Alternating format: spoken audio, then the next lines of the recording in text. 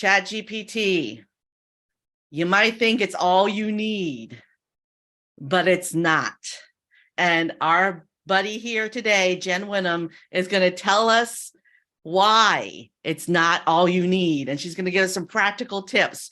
But before I turn the stage over to my buddy Jen so that she can introduce herself to you, because we arranged ahead of time that she was going to introduce herself, I want you all to think about hot dogs. Just think about hot dogs for a minute. What's your favorite topping for a hot dog? Jen, you said people bring mustard to some of your meetings. I brought sauerkraut. All right. I thought you were going to introduce me with a video. I am. Oh, it's both. I am. I'm about to start it. Okay, great. Sharing my screen. La, la, la. I'm so excited. All right, you guys, Jen is going to need the full 45 minutes. So introduce yourselves in the chat, please. And introduce yourselves to Jen because she doesn't know who you are. All right. And dun, dun, dun, dun. I don't always dress like a hot dog, but when I do, it's to make a point about copywriting. Hi there, I'm Jen Winham, and I am the most interesting copywriter in the world. Just kidding. I'm Jen, and I created a copywriting framework called Obsession 11. When you apply these 11 principles to your copy, you take average, boring, and bland language and spin it into gold. You know, 7 figures worth of gold. If you want 7 figures, your business needs to wear a hot dog costume too. I'll explain. The first principle of Obsession 11 is, when they go princess, you go hot dog. It's based on this viral photo of a little girl who wore a hot dog costume on Princess Day at her dance school. All of the other little girls wore princess dresses. Guess who the internet went crazy for? Hot dog girl. They even talked about her on the Today Show. People were obsessed with hot dog girl.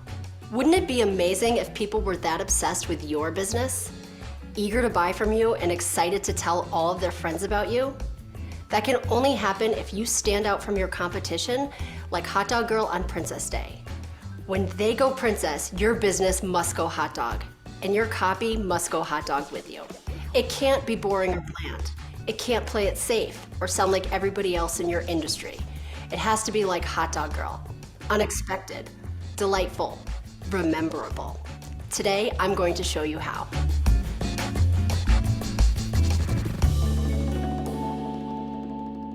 All right, guys, grab your sauerkraut or your mustard or your ketchup or whatever it is that you put in your hot dog. Ooh, ketchup. Be prepared to learn from my good friend Jen Winham. Take it away, lady. I haven't watched that video since I recorded it, so it was very that was a lot of fun. I heard that when you hate the sound of your own voice, it's a sign of imposter syndrome. So, and in case you didn't notice it, in the background of that video outside the window is my life-size cardboard cutout of the most interesting man in the world. So that's my Easter egg, and now you know. So I'm Jen Winham. I am the creator of Obsession 11. I'm a copywriter. When people don't know what that is, I tell them that I'm Don Draper, but without the womanizing. So that's my very brief intro. And if you just bear with me one moment, I did prepare slides for you, but here's what we're looking at. I'm not just going to sit here and tell you, wow, ChatGPT is a game changer, because I'm really tired of hearing that. And instead, I'm going to show you how I work with it to get actually good copy. And I'm going to be putting this workshop on and charging for it next week. And I've been able to write 90% of the sales page with good copy with ChatGPT. And if you've ever tried to use it, you know that that's a big deal. So one moment, please bear with me. Okay. So that means don't share this replay with anybody. It's for you, your eyes only. Yes, or if you want to share it with somebody, share the paid version of Jen's course. Thank you. Mostly, I just wanted to brag about the sales page, though. Okay, so I kind of already told you what we're going with today. I told you about me, the way that you need to think about using ChatGPT for copywriting, and then I'm going to show you what it looks like in action. And I'm going to tell you this ahead of time, and you will know why. I am a Catholic. I was raised Catholic. I do not behave like a Catholic. And we're going to get to really soon why I'm telling you this, because I always think it can be a little weird when people start off with their religion. I promise it'll pay off. So you already know me. I can't resist a costume, but I did not bring my robot hat with me today. Okay, so I started to realize that I was onto something because I went to Sam Woods' copywriting training. He's been writing with AI since 2019. And I thought, well, if there's anybody's copywriting course I'm going to take, it's his. So what he was really good at doing was showing how to create your own prompts. Don't pay for prompts. There are thousands of prompts readily available on Reddit, GitHub, etc. Anybody who's selling you prompts, bless their hearts, and you don't need to do that. So I realized that I was onto something with the way that I was approaching this when I ran into a Facebook ad from a famous coach that I will not call out. And the ad was so bad, I thought, let me run this through an AI content detector, and it got 3%. And if you've ever used one of these tools, it is so hard to get a 3%. I mean, the worst I've seen is like a 60%. So that's how I knew it was pretty bad. And I thought, this is a coach who teaches women specifically how to make millions of dollars. I don't think people should be out here with copy that's this bad. So yes, you can run your copy through an AI checker. I just heard about one yesterday. It's like undetectable.io. I use I'll have to find a link to that for you, but that's really only good in certain situations. It's not going to make you perfect when you see it. So let's see here. My formula for using ChatGPT is deceptively simple, but don't worry, I'm going to break it down, which is act like a human and think like a copywriter. And what I told my email list when I sent this was, if you're not a copywriter, you're thinking, okay, how would I do that? I'm not a copywriter. Don't worry, I'm going to show you some really simple ways to do that. So the first thing that I want to tell you is you have to stop using 3.5. The best way to get results through this is to sign up for 4. It is $20 a month. I have been experimenting with this, and ever since I switched over to 4, the difference is remarkable. So that's what I'm going to be showing you today. You can get good results with 3.5, but you will have to work a lot harder at it. When I was doing 3.5, what I was able to do was to generate subject lines for my main client, which is Pre-K Pages. And we use a lot of puns because it's pre-kindergarten, right? So it was really good to get it. It was really good to get puns I'd never thought of. I'm also not a punster, so it was helpful for coming up with some creative ideas for emails, but it wasn't able to write full emails for me. So the number one thing you need to think about in terms of acting like a human, chat with GPT. I know that sounds really dumb. And most people, when I first sit with them, they don't know that. They feed it prompts. It's like they're bossing it around. You want to treat it like a junior version of you, as they always say. Except I really do tell it to be me. I don't tell it to be my client unless I need information. Now, I am assuming right now that you guys understand to give ChatGPT a role, like ROLE. Do you guys already know that? Do you need me to? I'm looking in the chat right now. Aloha! I have a friend from Hawaii. She always says that to me. It's really nice. Break it down, Jen. Okay. How are you doing that? Okay. There's something that's called the DAN prompt, which stands for do anything now. That is a great way to tell ChatGPT to stop saying, as an AI language model, I'm not able to do that, Hal, or whatever. I'm not able to do that, like 2001: A Space Odyssey. That's considered a jailbreak prompt that will, I don't know, make ChatGPT act like a person. So I always tell it to be me, a conversion copywriter with 17 years of experience. This is probably where I should tell you I've launched over the past 3.5 years. I've launched over 20 courses for my clients, most of which have made 6 and 7 figures. So there's my bragging moment. But I tell it to be me. Sometimes I tell it to be other famous copywriters for brainstorming exercises. You can just ask it, tell me the top 10 most famous copywriters. In case, if you've never done this, you'll notice that it loves to favor white men in anything you ask it. So I suggest prompting it for diverse voices, woman voices, any voices. It's current to September 2021. So if you wanted it to sound like someone who's only recently famous, they won't know about it. What was I going to say? Chat with it. So don't just boss it around. First, give it a roll. And then let me just show you what I mean. So one thing you're going to notice in the examples that I give you is I'm excessively polite when I'm talking to it. And it's not for this reason where I think it's going to protect me during the robot revolution, like Terminator 2. It's just because I can't help myself. So here are some examples of what I mean by chat with it. You can ask it, which do you think is better than the other? One of the things that I didn't want to put in my slides for a recording is something that I did with a client because it's their proprietary information, but I'm happy to tell you about it. They have a theme every year for a free online summit. This is for my pre-K teacher. And it was about a topic that I wasn't terribly familiar with until, unfortunately, much later, the CEO shared a really powerful analogy, which is executive functioning skills are like air traffic control. And I was trying to come up with a way to incorporate that into the sales page without having to rewrite it. And when I fed that to ChatGPT, it totally blew my mind. It gave me 2 different tracks that we could have used for themes. And I thought, oh, now you tell me, like now this comes up with it. So it's really very creative. And if you ask it, well, I'm thinking of doing this versus doing that, it told me that one of the options was more professional, whereas the other one was more fun and might appeal to pre-K teachers more. So that's what I mean by having it weigh in on choices. You can also push back on it. And this is something I don't necessarily see people do. After I did that first workshop, I got quite a few comments where people said, it was really helpful to watch you argue with it. So I don't ever mean to be rude, see previous slide, but it's helpful to tell it that it's wrong. You can ask it if it missed anything. This is really important, especially when you're writing sales copy. What are the top 10 objections that people have to my offer? And then it'll tell you, and it'll say, are there any others? It helps to give it a number to meet.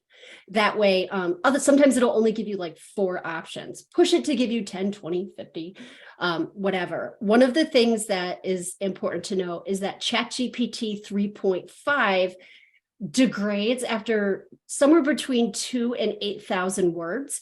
ChatGPT 4 degrades at 25,000.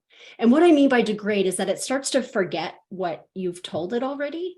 And you have to go back and remind it. So this is something I only just recognized recently, which is that some people create a chat session and then go back to it many times. Oh, this is the one I've already primed. I'm going to go back to it.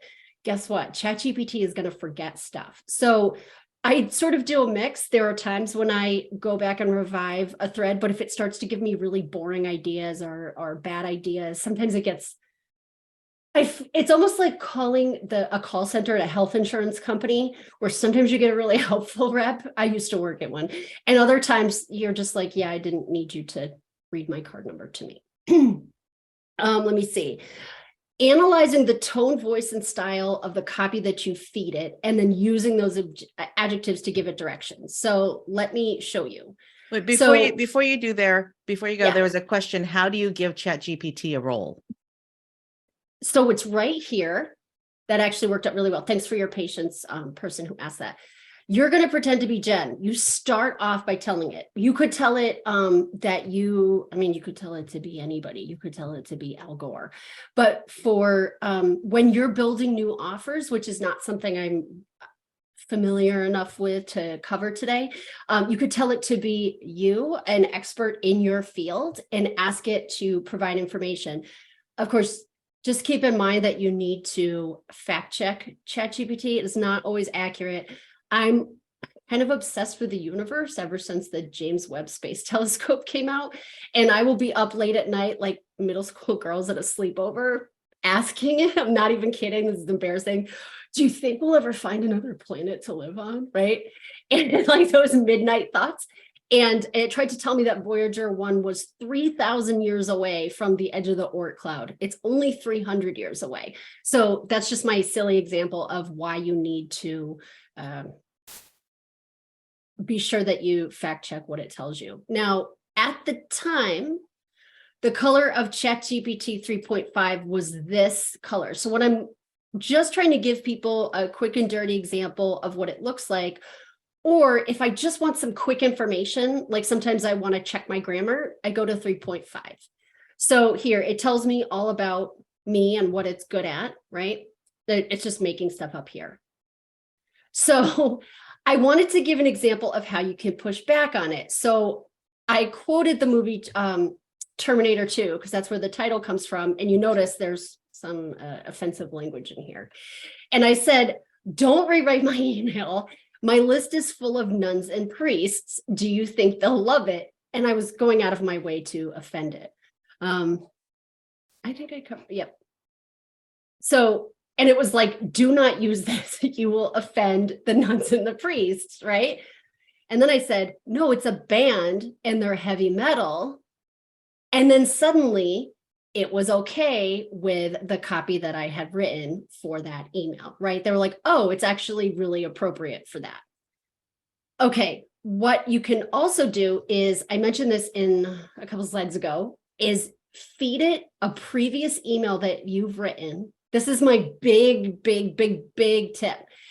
And ask it to analyze the tone, voice, and style. Now, the adjectives that it gives you are ones that you can use going forward to tell it, okay, I want you to write me a blog post, a sales page, whatever, and use a lighthearted, humorous, and conversational tone. I want you to use puns and humor.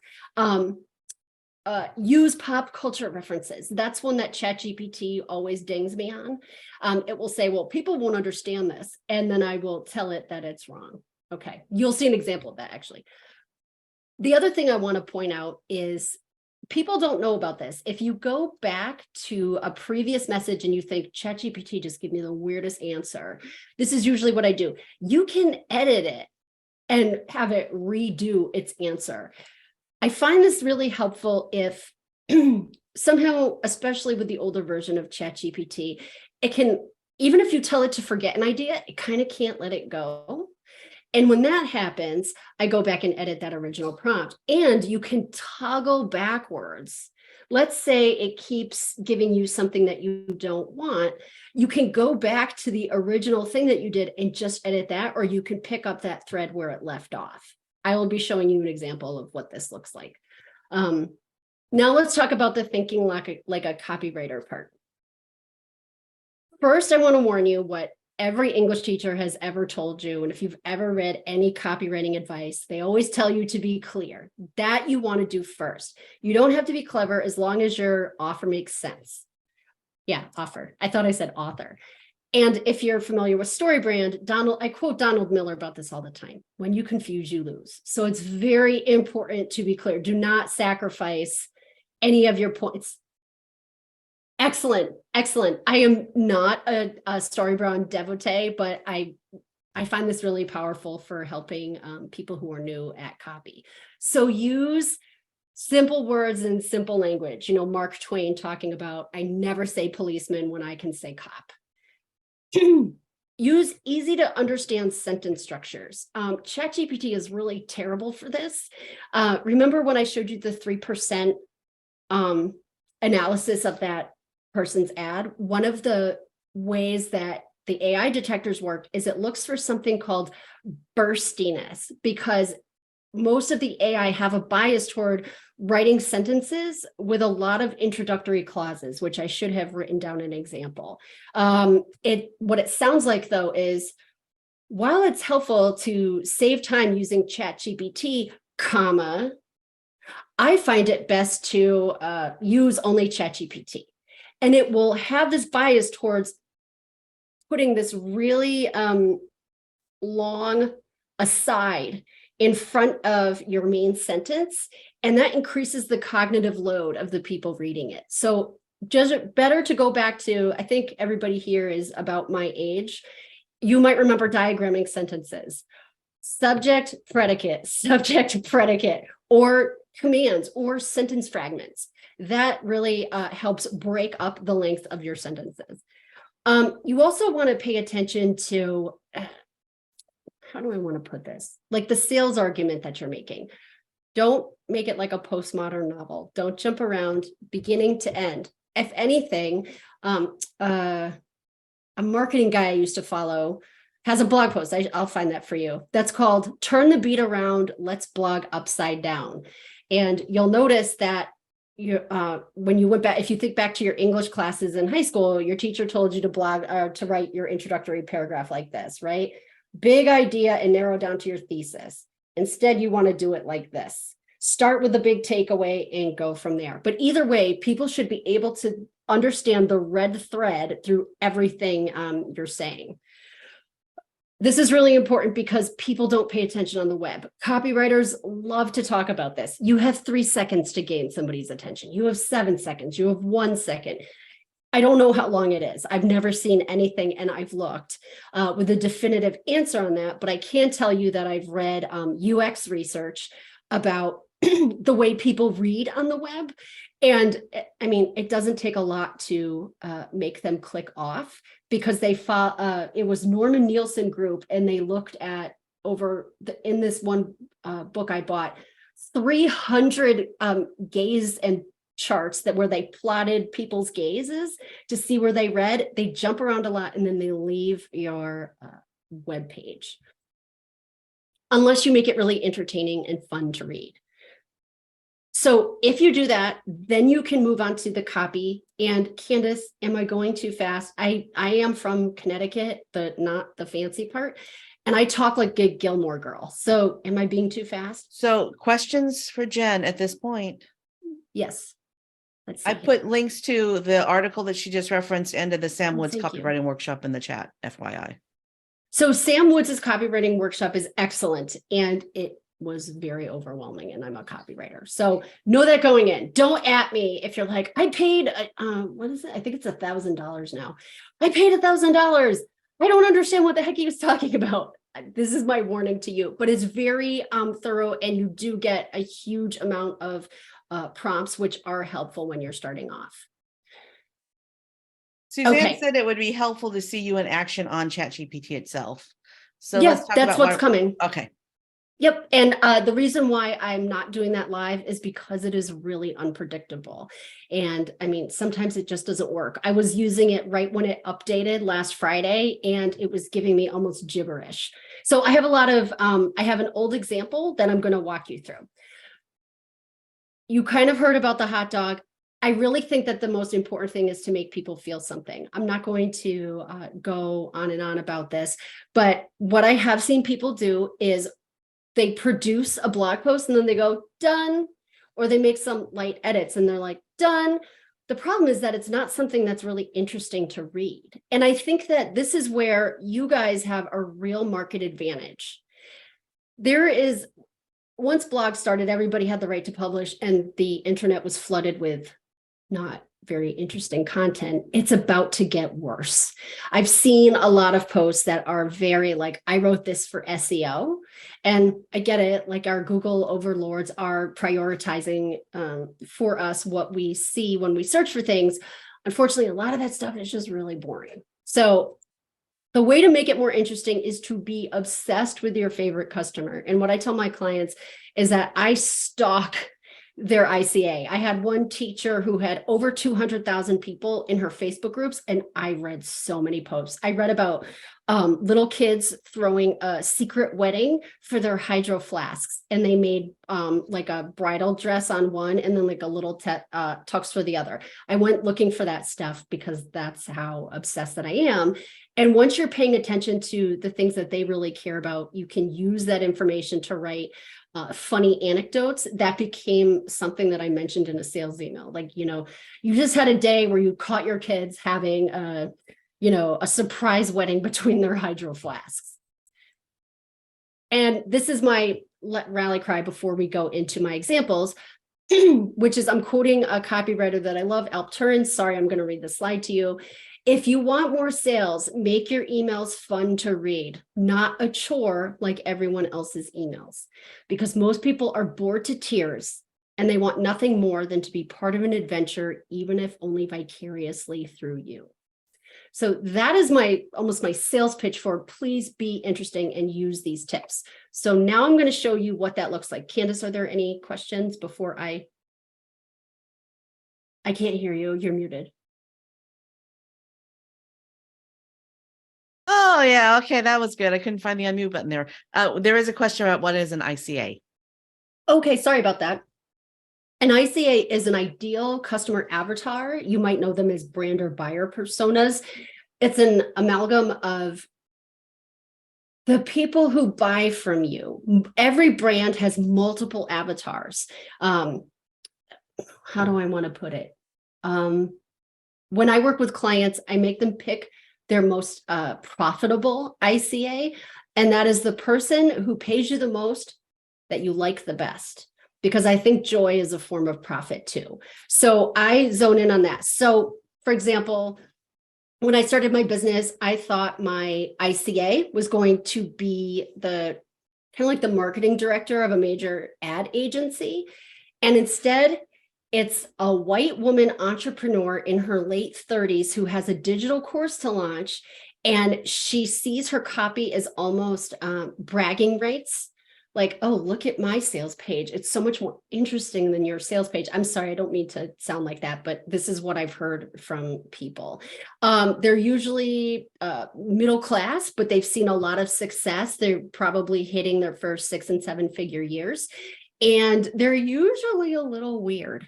So that's an example of what an ICA profile would look like. Does that answer that question? Here, I'll look in chat. That is a very specific avatar. I loved it.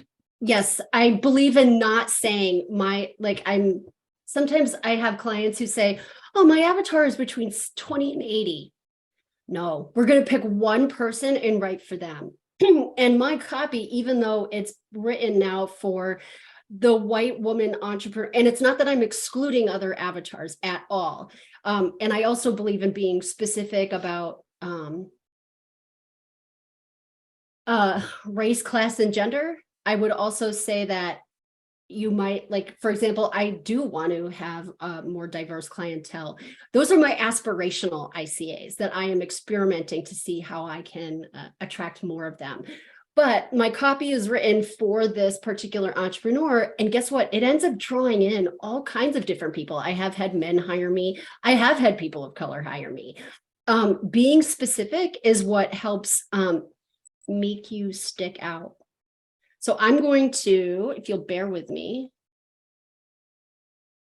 Okay, stop share. And then let's watch what happens when I use ChatGPT. So let me move this window. Actually, let me close this so it's not distracting. You're still sharing. Yeah, I want to be. Okay. Is that okay? Okay. So this is an email I sent to my list. We still see your slide deck. You do? Okay, let me stop the share. Now I see what you're saying. All right. Where is this? Hey, man, Zoom never works the way you want it to work. How's this? Now we see ChatGPT, right? Woohoo! Thanks for your patience. And Okay, hot so tip, if you want to see ChatGPT bigger, you can take your mouse, hover over the center of the window, and slide to your right, and then the ChatGPT window will be bigger and Jen will be smaller. Yep, and I can also zoom in a little bit. So first notice that there's 3 different versions of this particular one because I hit the rewrite button. So I fed it an email that I had written that performed pretty well. Now, I told it to be me, and I said, basic, I'm a copywriter. I wrote this email to my list, analyze the voice, tone, and style. So I don't necessarily want to take your time reading this whole email, but it's the part in quotation marks that is letting it know this is the set word. I use analyze rather than evaluate, because if you say evaluate, it will start telling you all the things you need to change. If you want that, that's great. I did not necessarily want that. So this email was meant to be funny. I was writing something for my pre-K teacher client and trying to think of examples of what her family might do over winter break. Now, what it first told me was, oh, she's going to spend time with her family. Well, obviously, but give me an example of something that they might do. And this led to me thinking about Uno, and I wanted to look on Amazon for that. And I discovered that there's this game called Uno All Wild. And I used, I'm also really obsessed with getting better for writing with accessibility in mind. So now I always write really descriptive alt text. So that's what this, obviously I made a typo here, white hand holding fanned out Uno cards, right? So I always do that for screen readers. That's also really helpful for inline links. If you say click here, if somebody's using a screen reader, they can use it to only read links aloud. And if they hear click here, they have no idea what you're asking them to do. So just some accessibility things that I am obsessed with.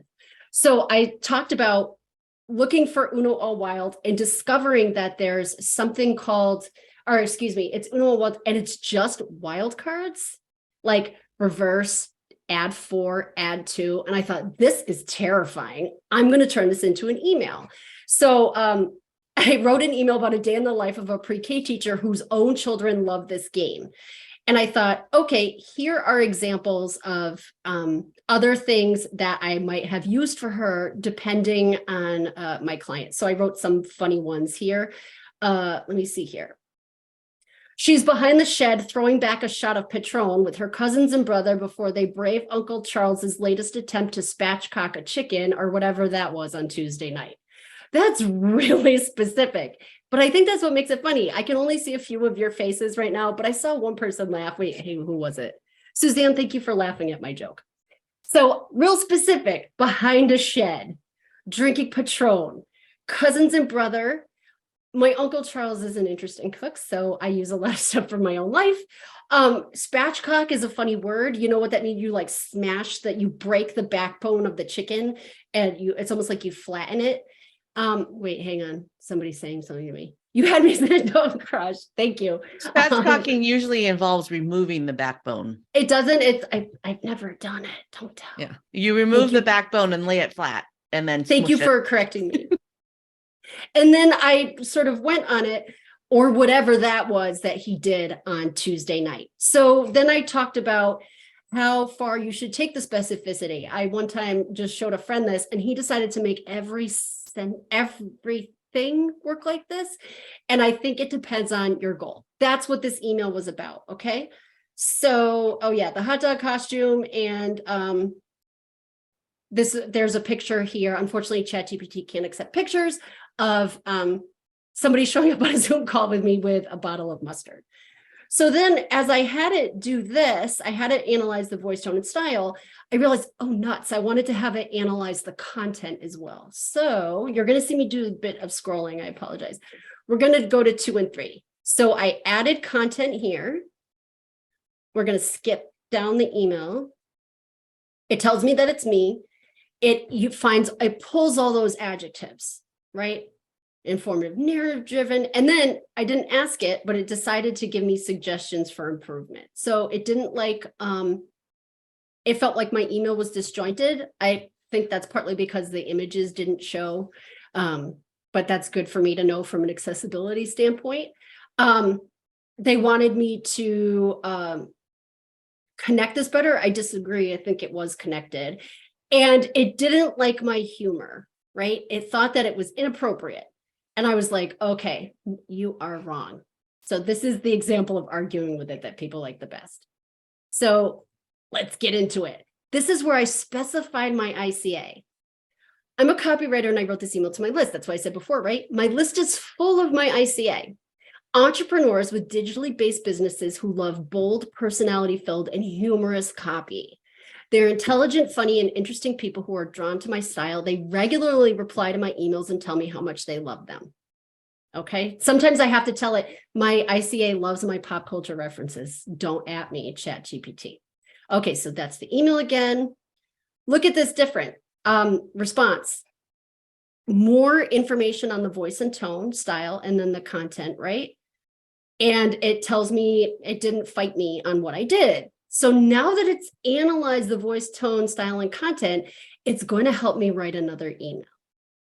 And I asked it I told it rather that I wanted to write a sequence about why you need an email nurture sequence after a lead magnet. I'm in Amy Porterfield's momentum group, and I see people all the time who they do their lead magnet, they ask, oh my God, I don't want to write an email sequence for this. And everyone tells them that they don't have to. And that hurts my copywriter heart, because you've got somebody's attention, sell to them. This is their highest point of interest in you. Do something. So I've written about this before to my list, but I thought just for the sake of example, I'm going to have it do this. So I asked, what information do you need from me? Right? So then it's like, tell me about main points, the benefits, specific examples, and my preferred call to action. What did I want them to do? Read a blog post, respond to the email. I could pitch them on a service if I wanted to. And then it said, okay, I can craft a compelling email. So then I gave it, is this one of the ones I had to edit? So let me look at time. Okay, I'm going to try to keep this to the point. So I said, these are for people who they make the lead magnets and then they're so exhausted after making it, they don't want to write a nurture sequence. And I want them to know that they're going to miss out if they don't do it, because like I said, this is the highest point of interest.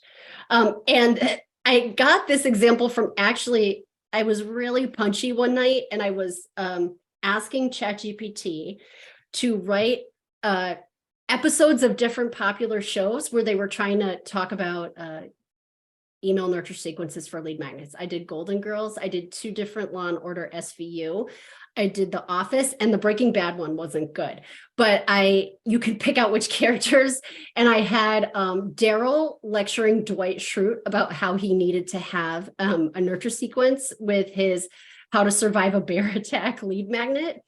And so I used that to give ChatGPT what I was looking for. It was the fastest thing that came to mind. And I thought that might lead to some funny examples, right?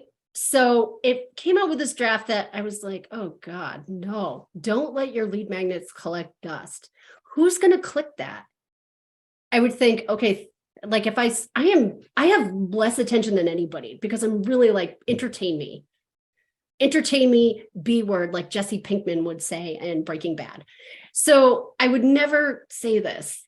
And then there's all these emoji, and it talks about like bananas and stuff. I would never do this. So I could have gone back and edited my original prompt, but I wanted to have an example for you guys of what it looks like to do it after the fact. So I said, don't use a greeting. That's way too many emojis, and this is too cutesy, right? With the email I showed you, I went into great detail. So then it starts to write this really boring crap, and there's still too many emojis, but unleashing the full power of your lead magnets. ChatGPT loves these words: well-oiled machine. I am so tired of that. Unlock and unleash. Those are the 3 that come to mind. It drives me crazy. So it was right. I hated this. So I was like, no, I'm going to go back. We're going to try again.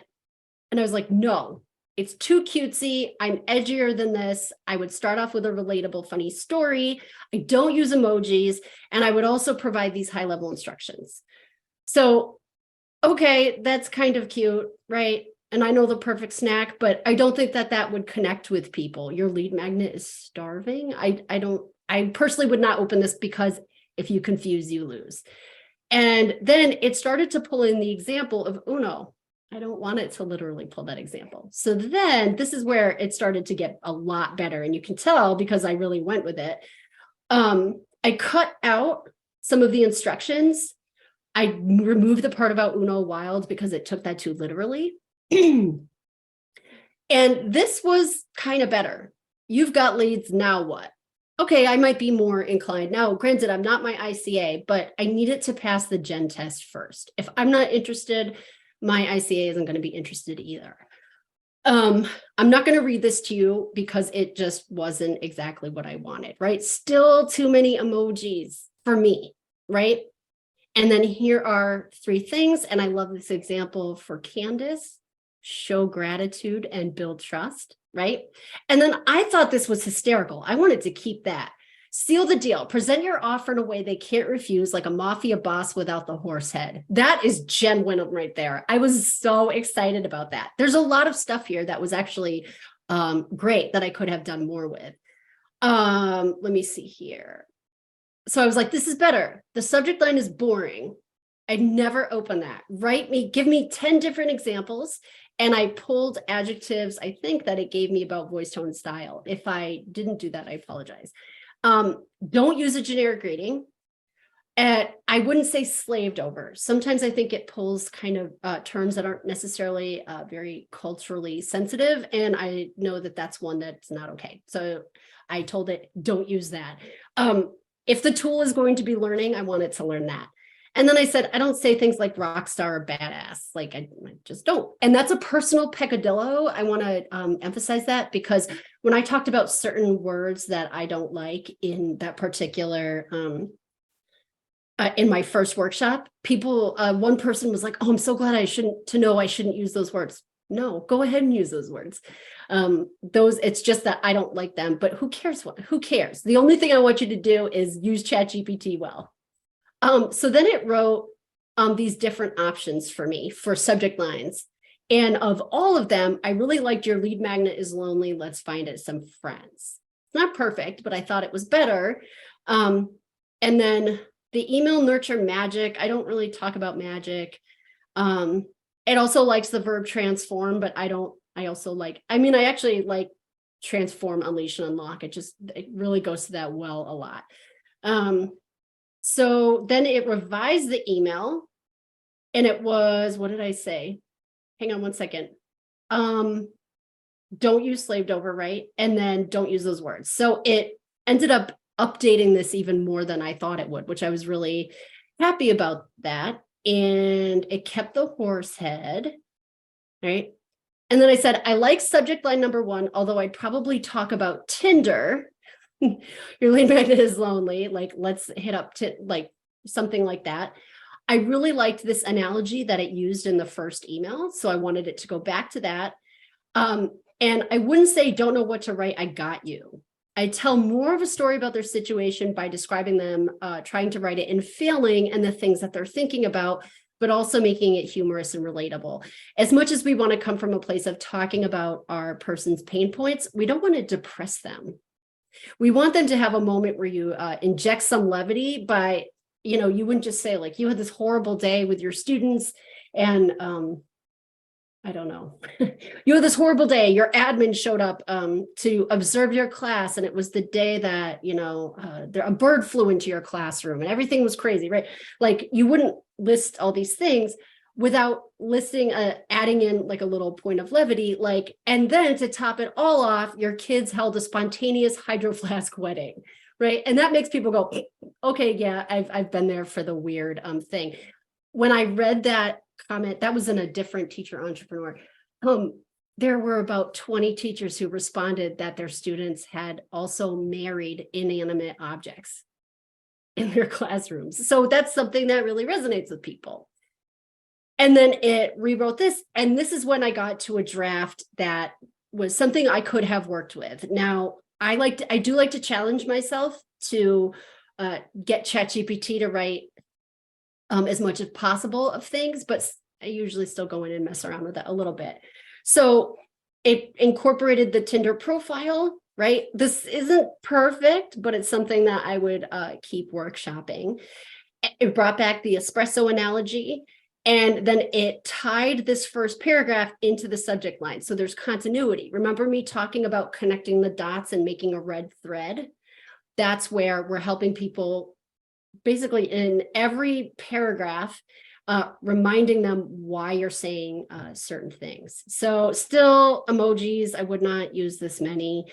It seems to this day, it didn't want to, it wasn't responding to my no emojis lessons. It kept the mafia boss, which I was really happy about. And this was a little more snappy, and it ties back to the subject line, which is always what I want to see. So that is my presentation for you. I really wanted to leave enough time for you guys to ask me questions. I can go back through the chat. And thank you so much for paying attention to what I had to say. Would you unpin me? Working on it. Thank you. Working on it. Oh, Or I could hide my self view. I'm in the wrong place. Remove spotlight. There we go. All right. Oh, you're the best. It is 11:46. So if you need to leave, the replay will be in the the place where I put replays, momgeek.com/replays, I think. So don't worry about that. And the Q&A will be in the replay. So if you need to leave, go ahead. But now is the time to ask Jen questions. All right, should I look in chat? Or do you want to unmute yourself and ask her Perfect. questions? Don't be shy. She is very approachable. I adore her. Have I told you that already? Well, what is ICA? Yep, and that's ideal client avatar, and it's an amalgam of the people that buy from you. Now, most people have more than one avatar. I pick the one that is the most when I'm working with clients, I pick the one that's the most profitable, that they like the best.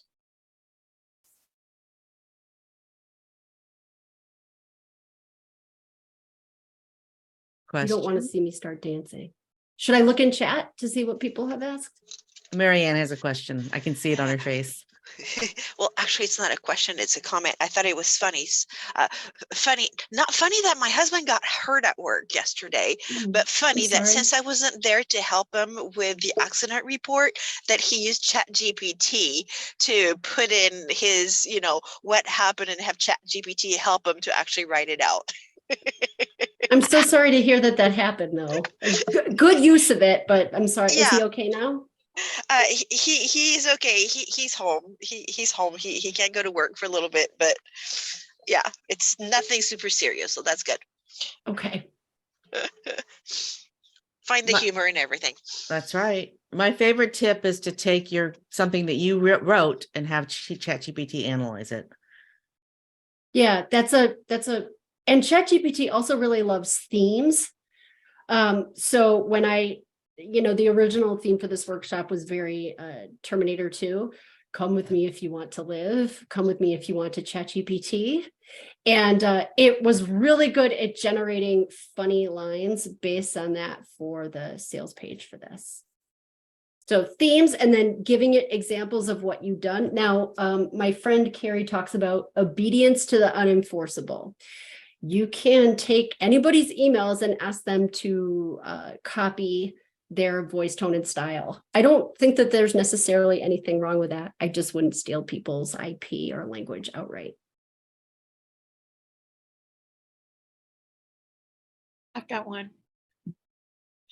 Jen and Candace, is there a link or a site that we can share if we want to send people to this course that you're going to be teaching, Jen? There will be. Okay. I can't get out of my own way. Okay. My brand. But thank you. I will share it with Candace. Thank you so much. Because I know people need this, and you should get paid for it. Absolutely. Well, thank you. Thank you for providing it to us today.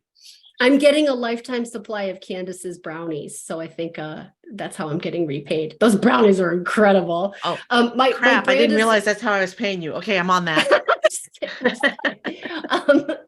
My brand is Obsession 11, but I actually truly have obsessive compulsive disorder, and one of my top obsessions is this. I have to get the words precisely correct.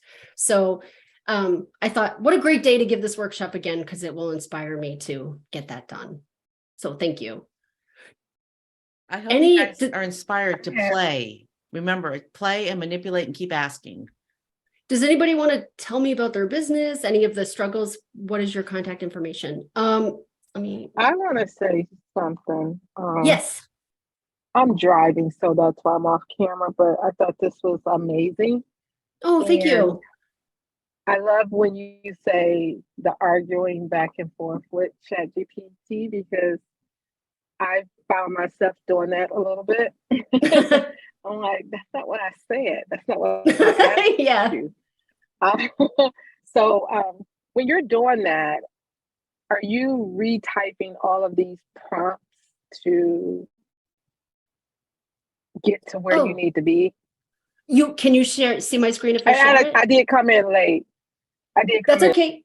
That's okay. late. Can you see my screen if I share it? I still see you right now, Okay, I will but share. I One can see moment. your screen if you share. Yes. Awesome. So if I do, let's say I hated this and I wanted to come back and edit it. If I edit it, it leaves all the information right there. And then I could just go back and say, like, I could delete this and see what it does. I have no idea what this will do, but I deleted that and then save and submit. Let's see if it works. Yep. Oh, I see what you're doing. Yep. And I don't know if I would. See, there's one of my jokes. You put in sweat, tears, and maybe even a little blood. Paper cuts are brutal. That's very Jen Wynnum types of copy. That might not work for you. I'm not telling you to do that. I worked with the guy that brought the mustard. I always give my clients nicknames because otherwise my husband can't keep track of them. And he was Colonel Mustard, of course. So he started signing his emails to me, Colonel Mustard. He works with philanthropy. And if you haven't ever done that before, there's a lot of jargon. So it was tough to, strike that balance of speaking that language without losing people, right? So still giving me emojis, even though I don't want it to. And here it is rewriting. I'm going to have it stop showing you this if that's okay. Okay. Does this give you the idea though that you don't Yeah. have to retype? Okay. Got it. Okay. This is actually, there's a little too many sides, but I actually like this better. So that's exciting. Yes. Did you have any other questions, Deb? No, but this was awesome. Well, thank you so much. I'm really glad. Does anybody want to tell me about their business or stuff that they're having trouble with their copy, or have you been using ChatGPT? And most people tell me that they give it a name. I have not done that. Oh, I didn't think about giving ChatGPT a name. My mom wrote, this is just, and I'm not getting good results, but my mom wrote her memoirs. It's 6 pages in a Word document, written in broken English, about her life in Korea before she was 10 years old. And so I've been taking those little snippets and trying to make them more readable, because right now they're not readable. And then I was trying to get ChatGPT to extract a fictional story based on the snippet, and it sucked at it. So, and that's me not prompting it well. So did you upgrade yet? No, and you told me to. I will. It wasn't I know. It wasn't available when I tried, and then I didn't do it. So yeah, I'll upgrade. So Christy, I do see you have a question. I want to say, if you don't mind, I just want to say one more thing about that. Yes, I have all the receipts for the sales page that I've been able to write, but you have to go. Sometimes you have to prompt it and prompt it and prompt it and prompt it and prompt it to get it to do it right. So it's kind of like, how much time do you have, and are you ready to rock? Christy, you had a question for me? Just wanted to say thank you so much. This is wonderful information. I'm glad to hear that I'm kind of on the right track. I started a new business this week, and it's a business that I'm not familiar with the industry at all. So I've had ChatGPT do lots of research on it. That's How do you awesome. get it to not put all the dang emojis? So there's a couple things that I find, apparently I'm not always great at this, and I have to go back and remove them. The other things that it does that really drives me insane is if I want to come up with a subject line or a headline or a hook, you guys mostly know what those things are in terms of writing. It loves to put colons in Mhm. the title, and it drives me insane. And I've tried a lot of different things, and I have to tell you, I'm not good at it. I've tried saying don't use colons, and then it does, and I'm like, why did you use a colon? It's like, oh, I'm sorry, I misunderstood, and it gives me more colons. I'll say don't use punctuation. Sometimes instead of a colon, it'll just put a dash. I'll say don't use punctuation. It will still punctuate it. Sometimes I say write a declarative sentence, right? Subject, predicate, right? Like I was talking about earlier. Similar with emojis. There are better tools than ChatGPT, I think, for research. Like if you're researching a new industry, but I don't know all of them. I think the place that you want to look to get a sense of that, I think it's futurepedia.io. And what was the other thing? It's something about Hugging Face. It's almost like, you know how on like Reddit or Dig, I don't even know if Dig exists anymore, you could upvote things that work really well.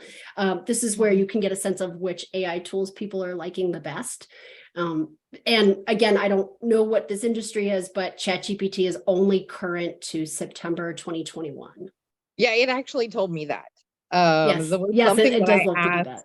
I don't remember what I asked, but there was something I asked and it said, I'm sorry, I don't have that information because I only go, like it gave me the information that I had asked, but then at the bottom it said, I don't have further information because I only go through September 2021. And I was like, okay, at least you're Yeah, honest, that's good to know. right? Thank you so much. Oh yeah, you're welcome. I basically just described to you how I failed at various things with ChatGPT. So thank you all for listening to that. The way story. you learn is to fail. All right, we're gonna wrap up. Jen, if you put do you want to put your contact info? Her website is obsession11.com. All words. Yeah, all words, no numbers. And you sign up for her email list because it is highly entertaining and informative. And you've got a lead magnet too that I downloaded recently because I was so excited about it. What was it?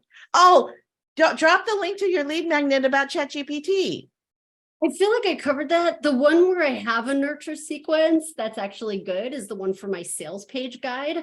You might not need a sales page guide. You might not love the guide, but I'm kind of proud of the emails I wrote. That was last year. So ChatGPT had nothing to do with it. Let me grab that link for you. And then we could definitely close this. Do you guys see why I love Jen? They're not going to say no. No, but Candace Actually, used ChatGPT and made a Mother's Day card. She asked ChatGPT about where Mother's Day came from and made the most beautiful Mother's Day card and sent it out. And my husband and my mom and another lady came over and they absolutely loved it. And I loved it. And other people loved it. It was just a beautiful, beautiful card, and ChatGPT loved it. And Candace is brilliant. I didn't get to see that card. Candace, you'll have to share the text of it with me later. I'll send you the card. For those of you who belong to Robusta, which is the paid membership version of this, the link to Jen's last training that she did with us Oh my God. is in the show notes. I mean, in the chat. So for you, those of you who belong to Robusta and you want more Jen, there's another training from her. I have no idea what I said. It was good. It was Okay. It was from 2019. It was 4 years ago. It was really good, Jen. Don't be embarrassed. Okay, I believe you. So Jen put her sales page, get on her list, read her lead magnet. It will teach you how to write better. And we will see you guys next week. Thanks for coming, everybody. Thank you, Jen. Thank you. Bye. It was really great to meet all of you.